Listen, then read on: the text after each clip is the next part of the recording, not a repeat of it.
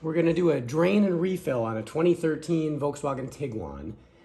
So we'll get started here. On the transmission, I suppose I should mention.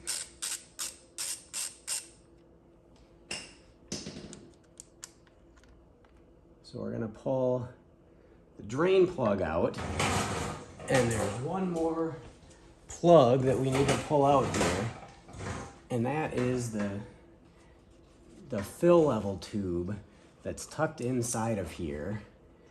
So there's really not too many great ways of doing this without making a mess. So there's lots of ways to do it while making a mess. So we're just gonna dig right in here. Just gonna put the same socket right up in here. Didn't even need to put the wrench on it or anything.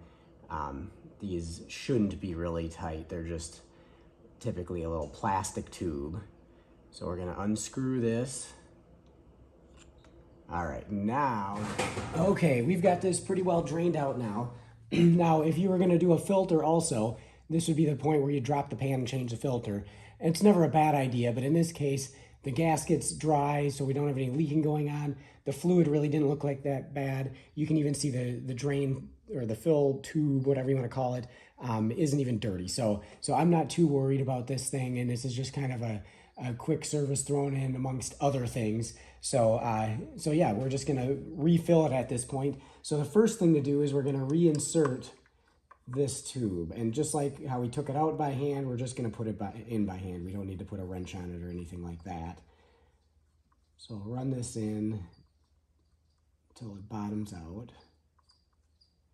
Okay, and we can extract our bit here, and then I've got a fill tool here, a fill adapter.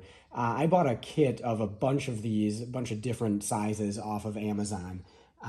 This, of course, is the right size for this. So we're gonna just screw this right into the drain plug hole here, and that is where we're gonna hook our pump up. Here is my Harbor Freight pump.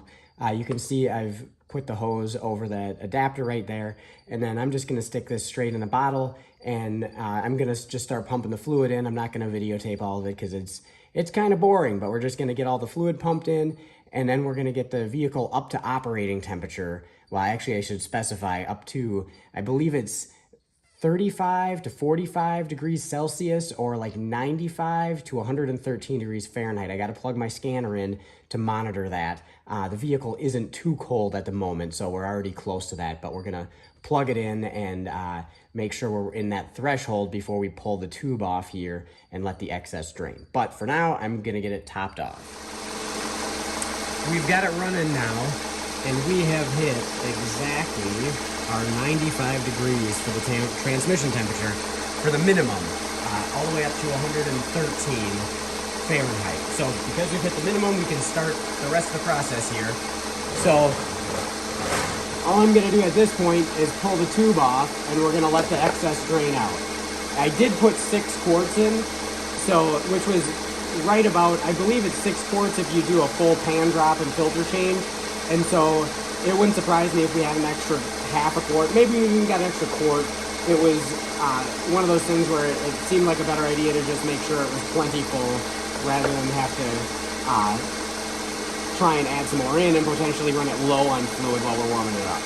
So it does seem like it's draining a bit out here, but that's all right. We'll get it right where it needs to be. Okay, so it's just barely dribbling now. If you can see this, we're at 104 degrees, so we're still within the threshold. It's probably a good idea to start towards the bottom when you do this procedure, and then that way, if it does have a little bit to drain off, you don't wind up surpassing the high guideline. So 104 degrees Fahrenheit. It has now stopped dribbling, so we're gonna put the plug in here.